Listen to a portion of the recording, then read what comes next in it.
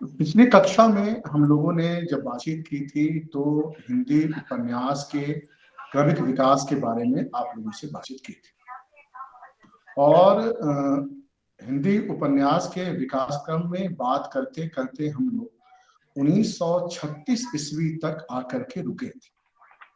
आज मैं अपनी बात 1936 का समय और उससे आगे उपन्यास का जो विकास हुआ है उसके बारे में बात करूंगा।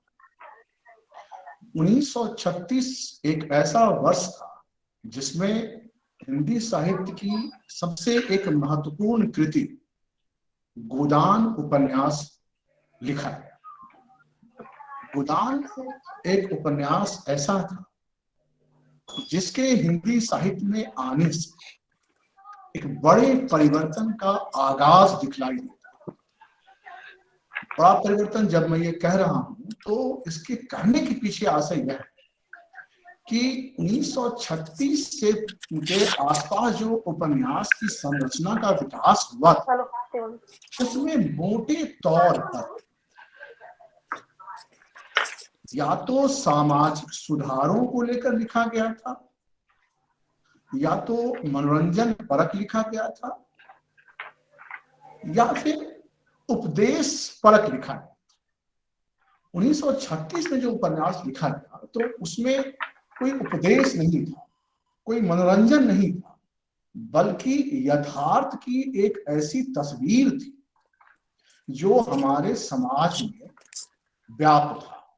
प्रेमचंद ने 1936 में जो गोदान लिखा उस उपन्यास में किसान जीवन की त्रासदी और गांव से शहर की ओर पलायन, महाजनी सभ्यता का विकास, सूदखोरी व्यवस्था, पत्रकारों की स्थिति, इन सब चीजों के बारे में गोदान में वे लिखते हैं। और इससे पहले प्रेमचंद अपने उपन्यासों में कोई ना कोई समाधान अवश्य सुझाते हैं, लेकिन इस उपन्यास में आप देखेंगे तो इसमें कोई सुझाव आपको प्रेमचंद देते हुए दिखलाई नहीं देते हैं, बल्कि समस्या को ज्यों का त्यों आपके सामने रख देते हैं। गोदान में प्रेमचंद एक किसान की मृत्यु के उस तौर तरीके को दिखलाते हैं कि एक व्यवस्था में चलते हुए कैसे इस गोदान का जो मुख्य पात्र होरी किसान है वो अपने किसानी जीवन में रहते हुए शोषण के जिस ढांचे का शिकार होता है कि आगे चलकर वह एक मजदूर बन जाता है और सड़क बनाते हुए उसकी मृत्यु उसी सड़क पर हो जाती है। गोदान में प्रेमचंद होरी के माध्यम से यह दिखा रहे हैं। तो कहने का मतलब यह था कि 1936 का जो समय है वह कई मामलों में सामाजिक व्यवस्था के आदर्श स्वरूप के टूटने और यथार्थ के बोध का है। जब मैं यह कह रहा हूं तो मैं थोड़ा सा उपन्यास से बाहर भारत के सामाजिक व्यवस्था की तरफ आपको लाना चाहता हूं। मैंने इससे पहले भी आपसे बातचीत करते हुए मैं ये कहा है, आज भी उसको मैं दोहरा रहा हूं कि 1936 के समय में भारतीय राजनीति के परिदृश्य में एक खास तरह के निराशा का दौर था। 1930 से 32 के बीच गोलमेज सम्मेलनों में महात्मा गांधी बिना किसी निष्कर्ष के लौट आए। भारतीय स्वतंत्रता आंदोलन की गति बहुत तेज नहीं थी, बल्कि बहुत ही धीमी गति से स्वतंत्रता आंदोलन चल रहा था। स्वयं महात्मा गांधी अपने कई राजनीतिक कार्यों को छोड़कर वर्धा में आकर रहने लगे थे और वर्धा में आकर रहते हुए उन्होंने सामाजिक कार्यक्रमों को नए सिरे से परिभाषित करना शुरू किया, यानी कि सक्रिय राजनीति से महात्मा गांधी वापस आकर के वर्धा में रहने लगे। तो आप देखेंगे कि एक बड़े पैमाने पर एक खास तरह का वातावरण भारत में बना। इन्हीं स्थितियों के बीच में ठोस यथार्थ को लेकर 1936 ईस्वी में ही लखनऊ में एक लेखक सम्मेलन का आयोजन किया गया। प्रगतिशील लेखक संघ की स्थापना की गई और उसका सम्मेलन लखनऊ में हुआ, जिसकी अध्यक्षता प्रेमचंद ने की थी, आप सभी जानते हैं। तो समाज का जो ढांचा था बहुत तेजी से बदल रहा था और इस बदलते हुए दौर में उपन्यास ने अपना कलेवर बदला, अपना चित्र बदला। सर सर आपकी आवाज साफ नहीं आ रही है। और लोगों को आवाज आ रही है मेरी? हाँ, वही समझ में नहीं आ रही कि और लोगों को आ रही है कि नहीं। बाकी लोगों को आवाज आ रही है मेरी? आ रही है, आ रही है। सब अपने अपने माइक बंद कर देंगे तो सुनाई देगा सर। हाँ, तो जिन लोगों ने अपना माइक खोल रखा है उसको बंद कर लीजिए, तो आवाज आपको आ जाएगी। रजनी जी, आपको आवाज आ रही है अब? हो सकता है तो फिर सर इधर ही दिक्कत हो रही है, शायद नेटवर्क की। हाँ, या अगर आपने उसमें हेडफोन लगाया हुआ है तो उसको एक बार निकाल के फिर दोबारा से लगाएं, तो देखिए उसको करके। बाकी लोगों को आवाज आ रही है, ठीक है ना? ठीक है, तो बात में आगे बढ़ाऊं। तो उपन्यास का जो क्रमिक विकास है 1936 के बाद एक करवट लेता और आप देखेंगे कि उपन्यास फिर कई दिशाओं में, कई उसकी दिशाएं हो जाती हैं और जिससे वो आगे बढ़ता है। और उन दिशाओं में अनेक लेखक हैं जो लेखक उस धारा में अपने उपन्यास को लिख रहे हैं। मैं कुछ धाराओं का उल्लेख पिछली बार किया था, लेकिन उसमें लेखकों के नाम और उपन्यासों के चरित्र के बारे में आपसे बात नहीं की थी। मैं आज उसका उल्लेख करूंगा। जैसे मैंने पिछली बार ये कहा कि प्रेमचंद के दौर से ही एक मनोवैज्ञानिक उपन्यास लिखे जाने की धारा का विकास हो गया था। मनोवैज्ञानिक और अस्तित्ववादी चेतना का उपन्यास लिखा जाने लगा था। अब जब मैं अस्तित्ववादी चेतना कहता हूं तो आप लोगों के मन में यह सवाल आना चाहिए कि अस्तित्ववादी चेतना क्या है। दरअसल अस्तित्ववादी चेतना का तात्पर्य यह हुआ कि मैं कई बातें आपको उपन्यास के विकास में ऐसी बातें बताऊंगा जो उपन्यास से बाहर की तरफ भी जाएगा और फिर बाद में आपको उपन्यास के पूरे चरित्र को समझने में सुविधा। दरअसल अस्तित्ववाद आंदोलन पश्चिम की देन है। द्वितीय विश्व युद्ध के बाद मनुष्य के अस्तित्व के संकट के दौर में अस्तित्ववादी सिद्धांत का विकास होता है, जिसमें व्यक्ति के अपने अस्तित्व की चिंता सबसे प्रधान होती है। यानी कि इस सिद्धांत के तहत, इस विचार के तहत यह माना जाता है कि मनुष्य की जो अपनी चेतना है, मनुष्य का जो अपना अस्तित्व है, वही प्रधान है। इससे पहले और इसके बाद भी समाज को प्रधान माना जाता है और समाज की प्रधानता में मनुष्य का अस्तित्व बहुत ही छोटा होता है। इससे एक सामान्य व्यक्ति को लगता था कि जो उसकी अपनी अनुभूति, जो उसकी अपनी अभिव्यक्ति, एक व्यक्ति के तौर पर उसकी वह पहचान नहीं मिल पा रही है या वह महत्व नहीं मिल पा रहा है यथार्थवादी विचार की धारा में या कि समाजवादी विचार की धारा में, तो हमें अपनी अभिव्यक्ति को महत्व देना, अपनी उपस्थिति को महत्व देना और ये बताना है कि मेरे होने से ही पूरी दुनिया की निर्मिति है, पूरे समाज की निर्मिति। इस लाइन को लेकर के जो चला वह अस्तित्ववादी सिद्धांत की धारा में आता है। ठीक है, यानी कि मैं की प्रधानता, जो मेरा मैंपन है, जो मैं हूं, तो मेरे होने की जो प्रधानता है वह अस्तित्ववादी चिंतन में दिखलाई देती है। और ठीक इसी के समानांतर एक धारा चल रही थी जिसको मैंने मनोवैज्ञानिक धारा, और उसमें यह कहा कि जो ये दुनिया की जो पूरी निर्मिति है उसकी निर्मितियों में मनोविज्ञान का महत्वपूर्ण स्थान। और उसमें इड, ईगो, सुपर ईगो का सिद्धांत आप जानते हैं मनोविज्ञान में जो बहुत प्रचलित है, वह दिया गया था। तो हिंदी उपन्यास में मनोवैज्ञानिक और अस्तित्ववादी धारा का जो विचार था पश्चिम का, वह हिंदी के लेखकों पर पड़ा और हिंदी उपन्यास के विकास क्रम में एक धारा मनोवैज्ञानिक और अस्तित्ववादी खुल करके सामने आती है। इस धारा में जो सबसे पहले जिस लेखक को याद किया जाता है उनका नाम है जैनेन्द्र। जैनेन्द्र ने उपन्यास लिखे, वे मनोवैज्ञानिक उपन्यास थे, मनोविज्ञान का प्रभाव। उनके बाद एक और उपन्यासकार का नाम आता है, इसका नाम है ईला चंद्र जोशी। ईला चंद्र जोशी ने जो उपन्यास लिखे उसमें भी मनोवैज्ञानिक चेतना का प्रभाव दिखलाई देता है। उनका एक प्रसिद्ध उपन्यास जहाज का पंछी नाम से, जैसे जैनेन्द्र का उपन्यास का नाम परख है, सुनीता है, त्यागपत्र है, ये सब उनके उपन्यास के नाम है जैनेन्द्र कुमार के। और ईलाचंद जोशी का उपन्यास ने कहा जहाज का पंछी। तो आप देखेंगे कि इन उपन्यासों में एक खास तरह के जो पात्र की रचना की गई है, उन पात्रों के मनोविज्ञान, जो मन में चलने वाली घटनाएं हैं, उसकी प्रधानता दिखलाई देती है। इसी अस्तित्ववादी धारा में एक उपन्यासकार का नाम आता है जो आप सब सुने होंगे, अज्ञेय का।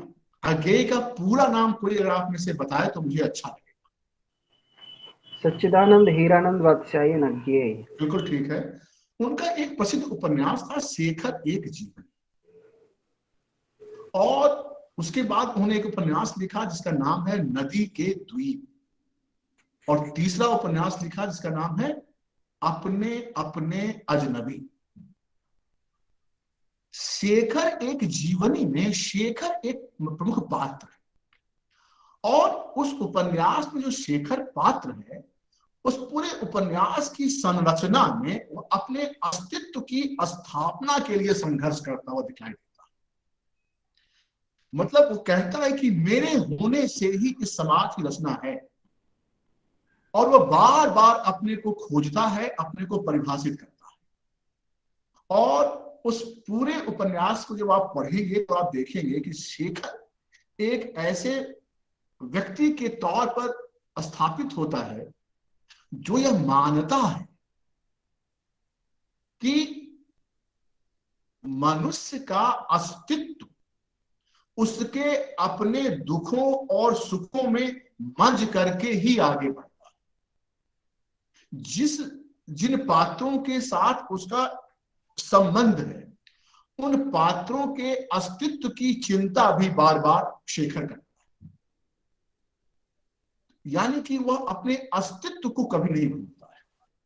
इसी अस्तित्ववादी चेतना के कारण ही अज्ञेय के जो दूसरा उपन्यास है जिसका नाम नदी के द्वीप है, इस शीर्षक से ही आप समझ सकते हैं कि किस तरह से नदी के द्वीप में एक जो द्वीप है वह किस तरह से अकेला है। यानी कि नदी के विस्तार में एक द्वीप का अस्तित्व सबसे प्रमुख होता है। वे अपने शीर्षक से ही इस बात को इंगित कर रहे हैं कि नदी के विस्तार या समुद्र के विस्तार में एक अकेला द्वीप का क्या महत्व होता है। नदी के द्वीप नाम से उन्होंने एक कविता भी लिखी है। तो अस्तित्ववादी चेतना के प्रभाव में जो इसके भीतर के पात्र हैं, वे पात्र अपने अस्थि चिंतन, अपने होने को लेकर के चिंतित रहते हैं।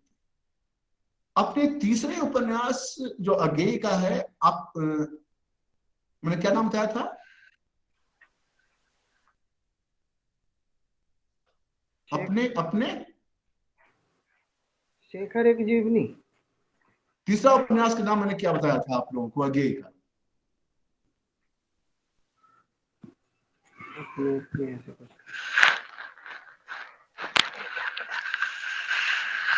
बताइए।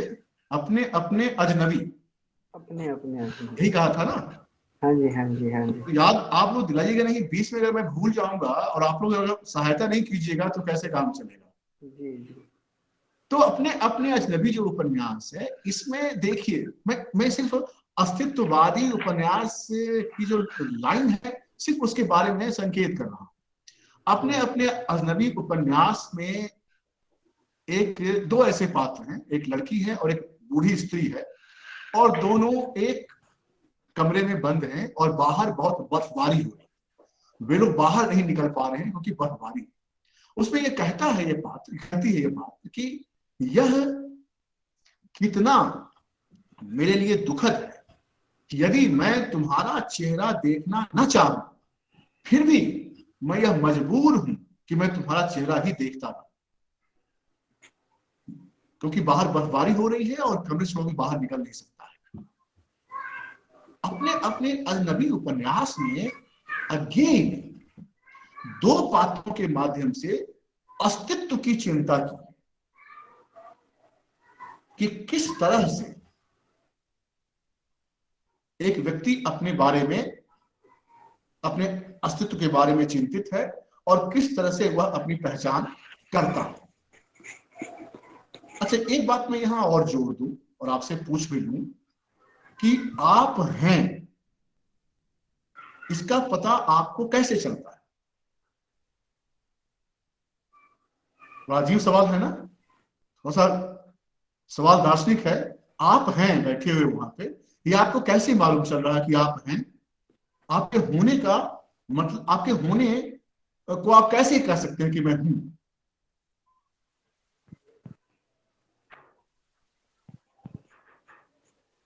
एक दार्शनिक ने कहा कि मैं सोचता हूं इसलिए मैं हूं। एक ने ये कहा। एक विचार ये भी कहता है कि आपका होना तो तभी परिभाषित होगा जब आपके सामने कोई दूसरा होगा। जब तक दूसरा नहीं होगा तब तक आप कैसे कैसे। अगर इसको मैं और बहुत ही उदाहरण देकर बहुत ही ठोस ढंग से कहूं तो दिन तो तभी है ना जब रात है। दिन को दिन हम तो तभी कहते हैं ना जबकि कोई रात भी है कहने के लिए। आज बहुत ठंड है, ये तभी हम कह पाते हैं जब गर्मी का अस्तित्व है। ठीक है, तो हमारा होना दरअसल तभी परिभाषित होगा जब कोई दूसरा हो। जब तक कोई दूसरा नहीं है तब तक मैं नहीं हूं। एक विचारक ने कहा कि अदर इज हेल, जो कुछ भी हूं मैं ही हूं, दूसरा नरक है। Other is hello. तो मनुष्य के होने और मनुष्य के अपने अस्तित्व के होने की कई विचारधाराएं हैं और कई दर्शन। तो आप सोचिएगा, मैं अभी वो सब आपको पढ़ा नहीं रहा हूं, बस केवल एक संकेत छोड़ रहा हूं जिससे कि आप कभी अगर अध्ययन करें तो उस दिशा की तरफ जा सके। तो आगे के उपन्यासों में इस तरह के दर्शन का प्रभाव आपको उसके पात्रों से गुजरते हुए दिखाई देगा। अब देखिए, हिंदी उपन्यास अपने विकास क्रम में अपना जो है ना एक दूसरी धारा का रास्ता खोलने वाला है। अब जब ये देखा गया कि भाई हिंदी उपन्यास में जब देखो, जहां देखो व्यक्ति व्यक्ति व्यक्ति, मैं जो कुछ भी हूं मैं हूं, मेरे होने से है, इससे क्या हुआ है कि समाज ओझल, समाज की तस्वीर दिखलाई दी। व्यक्ति को देखते देखते समाज को देखने की दृष्टि थी वो बहुत ही क्या हो गई, शिथिल हो गई।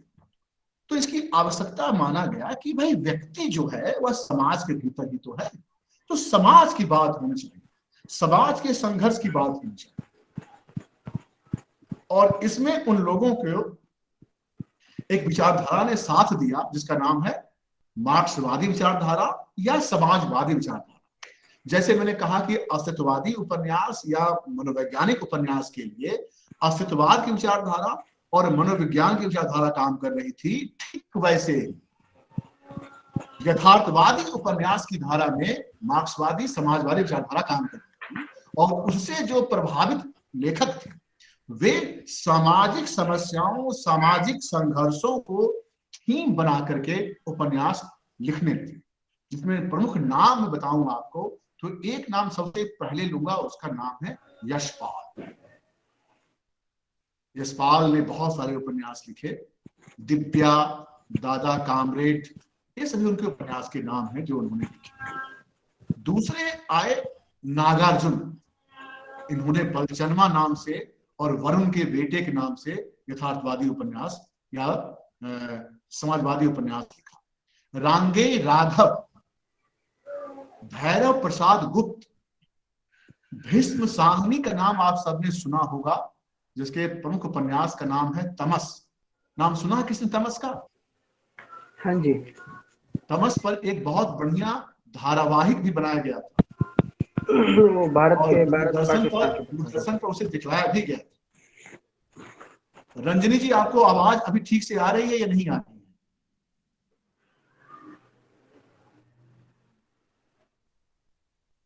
रंजनी जी, आवाज आ रही है आपको या नहीं?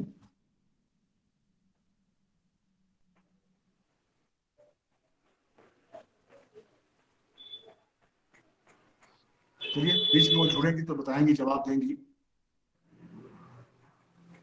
तो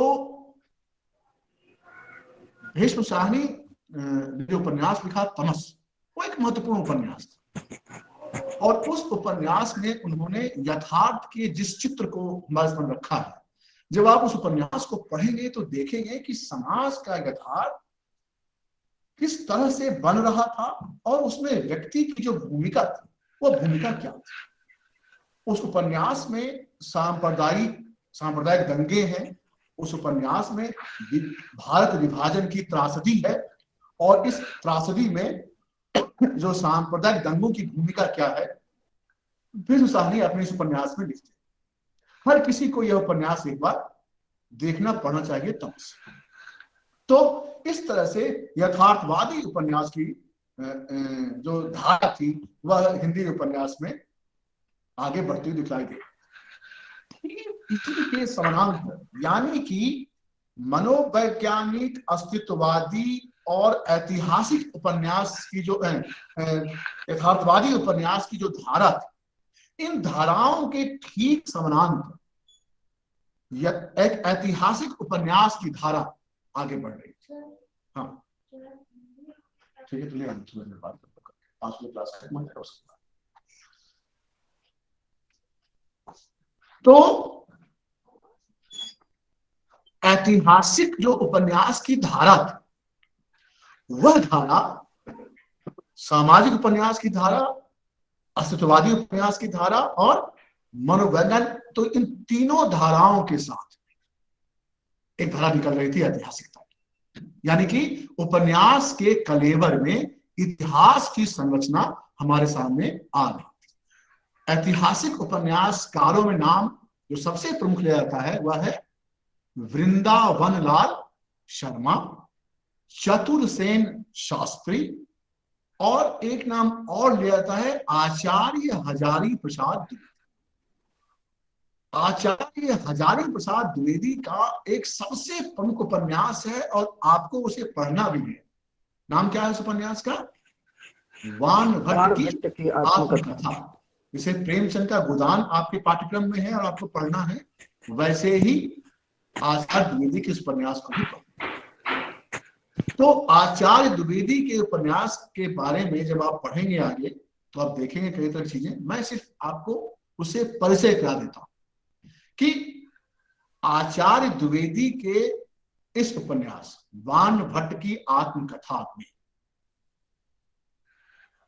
एक ऐतिहासिक कलेवर और वान भट्ट की जो कादंबरी लिखी गई थी उसके आधार पर आचार्य द्विवेदी ने इसमें लिखा।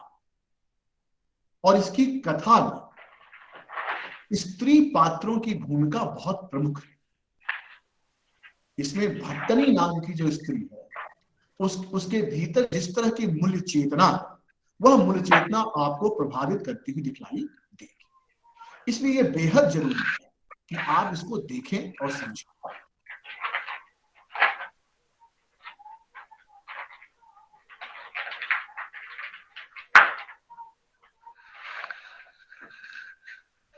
तो मैं ये कह रहा था कि बाणभट्ट की आत्मकथा अपनी ऐतिहासिक कलेवर के साथ हमारे सामने आती हुई दिखाई देती है। सबको आवाज भी मिल रही है ना? आवाज मिल रही है ना सबको? हाँ जी, आ रही है सर। जी सर। तो मैंने 3 धाराओं का उल्लेख किया आपके सामने। एक आज जो किया हमने, अस्तित्ववादी, मनोवैज्ञानिक, यथार्थवादी और ऐतिहासिक।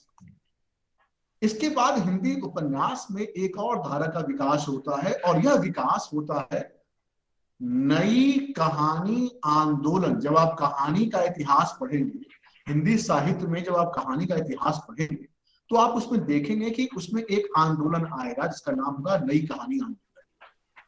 तो नई कहानी आंदोलन दरअसल वही नए भावबोध, नए यथार्थ की भूमि पर कई लेखक कथाएं लिखने शुरू कर दिए थे। 1965 के बाद 65, 70, 80 तक इस तरह की कहानियां लिखी जाने लगी थी। इस दौर में नई कहानी आंदोलन के प्रभाव में जो लेखक उपन्यास लिख रहे थे, उन उपन्यासों में नई कहानी आंदोलन को प्रभावित करने वाले जो तत्व हैं, उन तत्वों के आधार पर उपन्यास लिखा जाने लगा। यानी कि आजादी से मोह भंग, बेरोजगारी, बढ़ती हुई बेरोजगारी, सामाजिक संरचना का विकास में पूंजी के उदय का दौर, उद्योग धंधों का विकास, और उसके साथ ही मनुष्य के परिवार के रिश्ते में, समाज के रिश्ते में एक खास तरह के आधुनिकता बोध के कारण एक तरफ जहां विकास कर रहा था, वहीं एक तरफ अकेलापन लेकर के आ रहा था। तो इस नई जमीन पर कई रचनाकार अपनी उपन्यास लेकर के आए, जिसमें आप राजेंद्र यादव का नाम सुनिए। राजेंद्र यादव ने सारा आकाश नाम से एक उपन्यास लेकर के वे आए, और नई तरह के यथार्थ भूमि पर इस नई कहानी आंदोलन की पृष्ठभूमि में यह उपन्यास लिखा गया। उसी दौर में हरिशंकर परसाई की रचनाएं आती हैं। उसी दौर में श्रीलाल शुक्ल का एक बहुत महत्वपूर्ण उपन्यास राग दरबारी है, जो आप जानते हैं, वह आता है। अमरकांत के उपन्यास आते हैं। अमरकांत का उपन्यास जो सबसे प्रमुख है वो क्या है, नाम उसका आपने सुना होगा, इन्हीं हथियारों से अमरकांत जी का एक बहुत ही प्रसिद्ध उपन्यास है। वे आते हैं लेकर के। मोहन राकेश, जो इसको आप नाटककार के तौर पर जानते हैं, कहानीकार के तौर पर जानते हैं, उनका एक प्रमुख उपन्यास अंधेरे बंद कमरे, यह एक उपन्यास आता है। उसके बाद कमलेश्वर, एक बड़े लेखक जो नई कहानी आंदोलन से जुड़े हुए थे, उनका उपन्यास हमारे सामने आता है। उसी दौर में निर्मल वर्मा अपना उपन्यास वे दिन लेकर के आते हैं। उसी दौर में मनोहर श्याम जोशी का उपन्यास कसक हमजाद नाम से आता है। इसी दौर में कृष्णा सोबती का एक लड़की नाम से एक बहुत ही प्रमुख उपन्यास आता है, और जो उपन्यासिका है, पहले वो लंबी कहानी के तौर पर थी, फिर उपन्यासिका के रूप में शब्द आती है ए लड़की नाम से। मित्रों मरजानी नाम से उपन्यास उनका आता है। सूरजमुखी अंधेरे में, इस नाम से आता है। तीन पहाड़, ये सब उपन्यास हैं जो कृष्णा सोबती के। इन सभी उपन्यासों में, अब जैसे मैंने कहा ऊपर जिस पुरुष लेखकों का नाम बताया मैंने, और अभी मैंने कृष्णा सोबती का नाम बताया, तो आप देखें कि निर्मल वर्मा के उपन्यास या मोहन राकेश के उपन्यास या राजेंद्र यादव के उपन्यास या कमलेश्वर के उपन्यास की जो कथा संरचना है, उस कथा संरचना में एक खास तरह के पुरुष पात्रों की प्रधानता दिखलाई देती है। जब आती है कृष्णा सोबती, और उसके साथ अभी आएंगी मनु भंडारी का उपन्यास आपका बंटी और महाभोज, ये उपन्यास है। तो पुरुष पात्रों की प्रधानता के बनते हुए वातावरण में कृष्णा सोबती और मनु भंडारी स्त्री पात्रों स्त्री पात्रों के भीतर चलने वाले जो सामाजिक, राजनीतिक और जो पारिवारिक बोध है, उस बोध को लेकर के आते हुए दिखलाई देते। यानी कि उपन्यास, अब मैं यहाँ ये कह रहा हूं कि उपन्यास अपनी विकास यात्रा में, अगर मैंने नई कहानी आंदोलन के प्रभाव के आधार पर लिखे गए उपन्यास की चर्चा कर रहा हूं, तो इस धारा में भी कई शाखाएं टूटती हैं, कई शाखाएं निकलती हैं दरअसल, जिसमें एक शाखा में मनु भंडारी और कृष्णा श्रोवती दिखलाई देती हैं, एक शाखा में आपको राजेंद्र यादव, मोहन राकेश, कमलेश्वर दिखलाई देते हैं, एक शाखा में आपको श्रीलाल शुक्ल दिखलाई देते हैं, एक शाखा में अमरकांत दिखलाई देते हैं, इन सबसे एक अलग शाखा खुलती है निर्मल वर्मा की, जिसमें कि अलग तरह के भाव बोध हैं। तो आप देखेंगे कि वो एक दौर जो ऐसा है, नई कहानी आंदोलन का जो समय है, अगर वो एक पेंटिंग की तरह आप देखेंगे तो उस पूरी पेंटिंग में कई तरह के चित्र बने हुए हैं और कई तरह के लोग उसमें काम कर रहे हैं। तो कृष्णा श्रोवती अपनी एक लड़की और मित्रों मरजानी के साथ स्त्री पात्रों की समाज में स्थिति और पितृसत्तात्मक व्यवस्था के भीतर स्त्री के बने रहने और उसकी चेतना के निर्माण की पूरी प्रक्रिया को बताया। उसी तरह से मनु भंडारी अपना उपन्यास आपका बंटी में वे एक बच्चे, एक मां जो अपने पति को छोड़ करके किसी दूसरे के साथ शादी करती है तलाक दे करके, इस कारण से एक बच्चे पर पड़ने वाले मनोवैज्ञानिक जो प्रभाव, उस पूरे प्रभाव को मनु भंडारी अपने उपन्यास आपका बंटी में दिखलाते हैं। मनु भंडारी का जो दूसरा उपन्यास है महाभोज, वह एक राजनीतिक उपन्यास है। एक राजनीतिक घटनाक्रम में राजनेता, ब्यूरोक्रेसी और आम व्यक्ति, इन तीनों के बीच में जो रिश्ते बनते हैं, बिगड़ते हैं, टूटते हैं, और इसमें जो दलित चेतना का जो भाव, वह भी आपको महाभोज में दिखलाई देता है। तो इस स्तर पर आप देखेंगे कि एक ही दौर में स्त्री रचनाकार और पुरुष रचनाकार दोनों दो दृष्टियों के साथ में अपनी रचना कर रहे होते हैं। इसके साथ एक अन्य धारा है जिसकी चर्चा मुझे नई कहानी आंदोलन की तरह से पहले करनी चाहिए, वह है आंचलिक उपन्यास की तरह। आंचलिकता यानी कि कुछ ऐसे रचनाकार थे जो अपनी रचनाओं अंचल विशेष को लेकर के लिख रहे थे, जिसमें सबसे पहला नाम है और महत्वपूर्ण नाम है फणीश्वर नाथ रेणु। इनका उपन्यास मैला आंचल, हिंदी का ऐसा कौन सा विद्यार्थी पाठक होगा जिसने ये उपन्यास का नाम नहीं सुना होगा। देखिए, आप लोग उपन्यास के बारे में जब भी पढ़ें तो सब कुछ जानने के साथ साथ कुछ प्रमुख उपन्यासों के बारे में जरूर जानें। इसे मान लीजिए और जरूर उसको पढ़ लीजिए, जैसे कि मैला आंचल, गोदान, श्रीलाल शुक्ल का राग दरबारी, ठीक है ना, यह उपन्यास, और आधा गांव राही मासूम रजा का। उसके बाद एक लेखक का जो मैं नाम आगे लूंगा, उसका उपन्यास है मुझे चांद चाहिए, सुरेंद्र वर्मा। उसके लेखक है सुरेंद्र वर्मा। मुझे चांद चाहिए, अज्ञेय का शेखर एक जीवनी।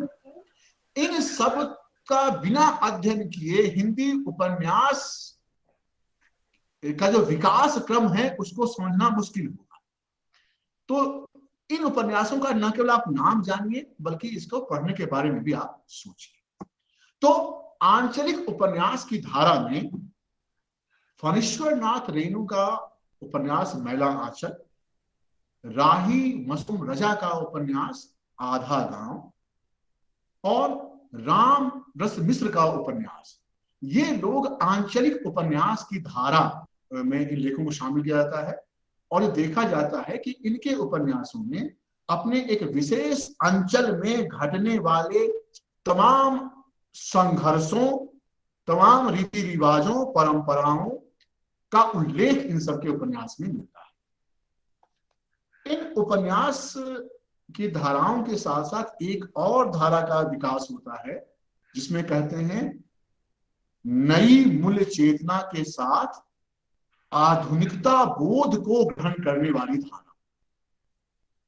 इसमें आप देखेंगे कि नई कहानी आंदोलन के दौर का जो आधुनिकता बोध था, उस आधुनिकता बोध के समानांतर और उससे आगे बढ़ते फिर से एक नए किस्म की चेतना सामने आ रही है। खास तौर से भूमंडलीकरण के बाद यानी कि 1990 के बाद भी नए किस्म का दौर आ गया था और उस दौर में उपन्यास लिखे जाने लगे। इसके प्रमुख नाम है काशीनाथ सिंह। इनका प्रसिद्ध उपन्यास कौन सा है? काशी का 80, मतलब बनारस के पूरे जीवन पर जो गंगा का घाट है उसका एक नाम है 80 घाट। तो 80 घाट के माध्यम से काशीनाथ सिंह ने लिखा उपन्यास काशी का 80। दूधनाथ सिंह इसी नए आधुनिकता बोध के उपन्यासकार माने गए। उनका उपन्यास आखिरी कलाम, जो अयोध्या में बाबरी मस्जिद के संदर्भ से जो घटनाएं घटी थी उसके पूरे थीम को लेकर के वो आखिरी कलाम लिखते हैं। उसके साथ में आते हैं उपन्यासकार संजीव। अब जो संजीव है, इन्होंने अपने उपन्यास के ढांचे का विकास अलग ढंग से किया। इन्होंने एक उपन्यास लिखा सूत्रधार। इस उपन्यास में उन्होंने लोक कलाओं को लेकर, लोक नाट्य प्रणाली को लेकर उसको थीम बनाया और उसको लिखा उन्होंने। इसी धारा में आते हैं सुरेंद्र वर्मा, जिसके उपन्यास का मैं नाम बताया था क्या? मुझे चांद चाहिए। इस उपन्यास में जो अपने करियर को लेकर के जो युवा वर्ग जिस तरह के संघर्षों से गुजरता, उन संघर्षों को सुरेंद्र वर्मा इस उपन्यास में एक लड़की के माध्यम से दिखाते हैं। वो लड़की वह जो पहले एनएसडी यानी कि राष्ट्रीय नाट्य विद्यालय में पढ़ती है, वहां से पढ़ के वो ड्रामा सीखती है और ड्रामा करने के बाद वह मुंबई आकर के संघर्ष करती है अभिनेत्री बनने की। तो इस पूरी संरचना में एक स्त्री का जो आत्म संघर्ष है और जो सामाजिक संघर्ष, आत्म संघर्ष के साथ सामाजिक संघर्ष दोनों इसमें दिखाया गया। तो इसलिए यह उपन्यास एक महत्वपूर्ण उपन्यास आधुनिकता बोध को लेकर के दिखलाई देता है। इसी समय में दो और स्त्री लेखिका हमारे सामने आती है, एक मैत्रेयी पुष्पा और एक दूसरी प्रभा खेतान।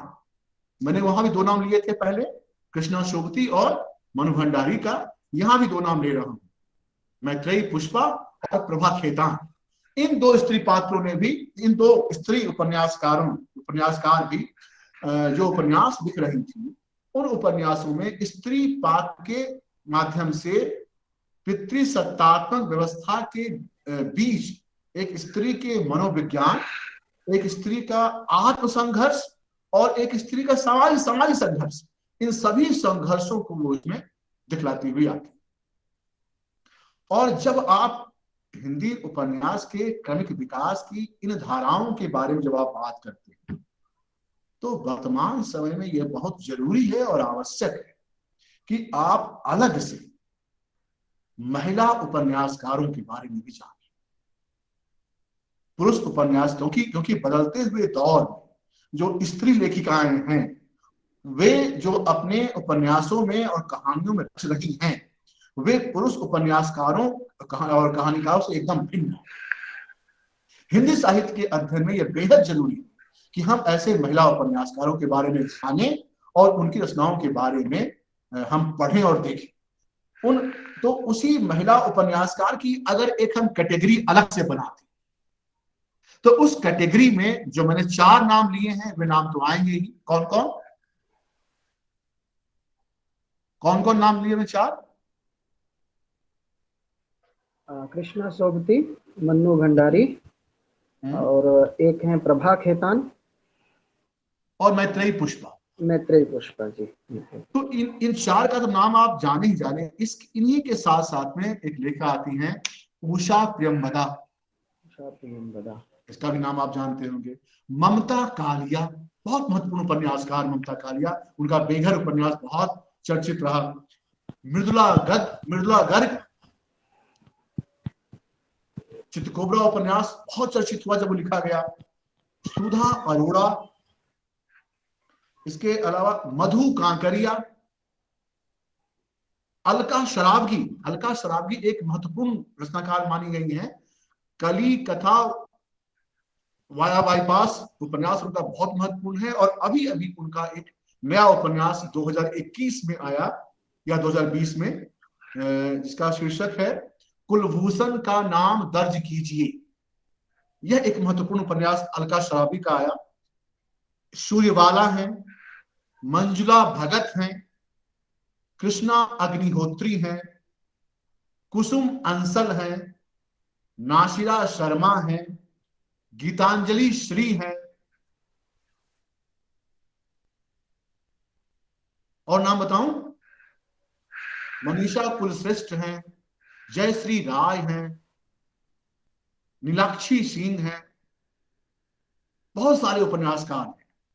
तो आप जब भी हिंदी उपन्यास के क्रमिक विकास के बारे में जब कभी पढ़ें और जब कभी आपको लिखने का मौका आए, तो आप हिंदी उपन्यास के क्रमिक विकास में इस तरह से आगे बढ़ें। और आज जो मैंने आपको बताया है, इससे पहले मैं आपको प्रेमचंद के पूर्व, प्रेमचंद के दौर में और प्रेमचंद के पश्चात के उपन्यास के बारे में आपसे चर्चा में कर चुका हूं। तो आप देखेंगे कि मनोरंजन करने वाले उपन्यास की धारा के विकास के साथ साथ वर्तमान समय 2021 तक के लिखे उपन्यासों की चर्चा में आप देखेंगे कि उपन्यास ने कई तरीके से और कई तरह से अपना ढांचा बदला, अपना कलेवर बदला, अपना रंग रूप बदला और अपने विषय वस्तु को बदल करके सामने लाया। ठीक है, तो आज इतनी ही बात। आज की हमारी इस बात पर कोई अगर सवाल आप लोगों के मन में हो तो हमसे पूछिए।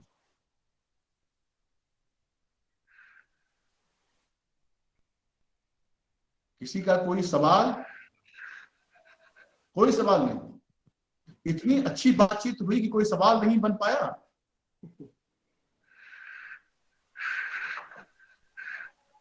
सब बात समझ में आ गई मेरी?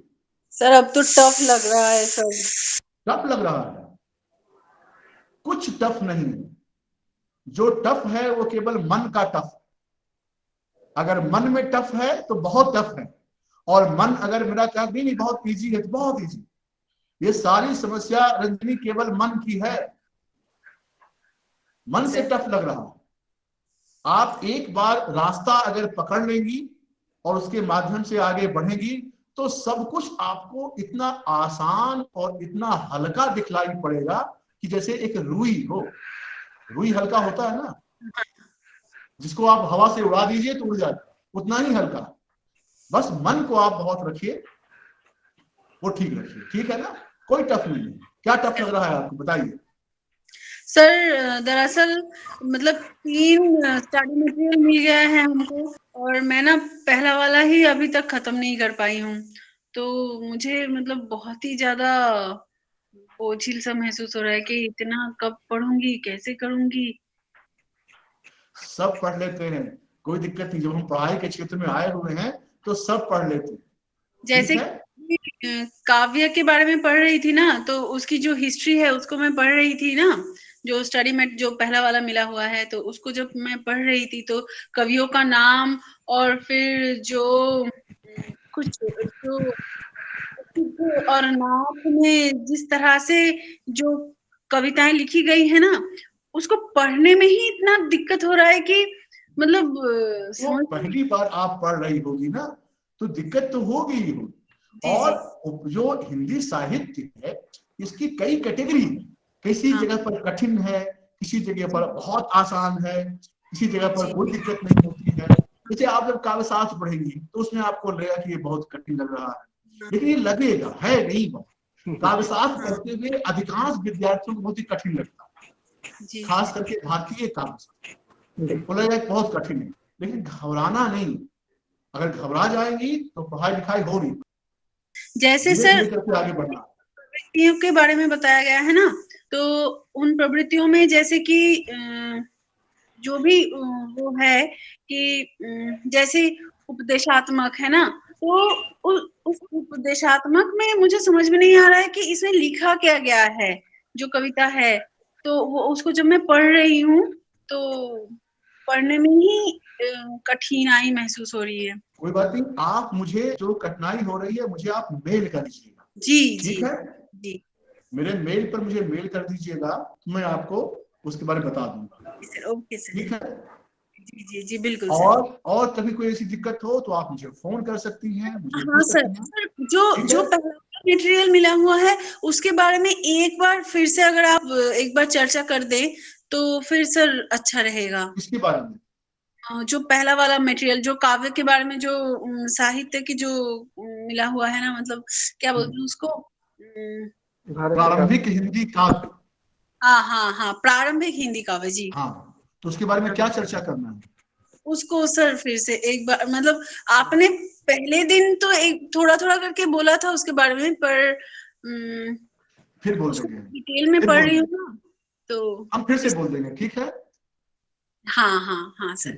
चलिए, आज की जो बातचीत हुई वो समझ में आ गई आप लोगों को? जी फिर सर वो स्टडी मटेरियल पढ़ूंगी तो फिर और भी आसान हो जाएगा। बिल्कुल मैं आपको बस मैं केवल आपको क्या करूंगा कि रास्ते बताता चलूंगा जी, रास्ता बताऊंगा, चीजों को समझने की दृष्टि क्या हो सकती है वो मैं बताऊंगा, और फिर आप उस रास्ते से अगर आप पढ़ेंगे तो आपको दिक्कत नहीं।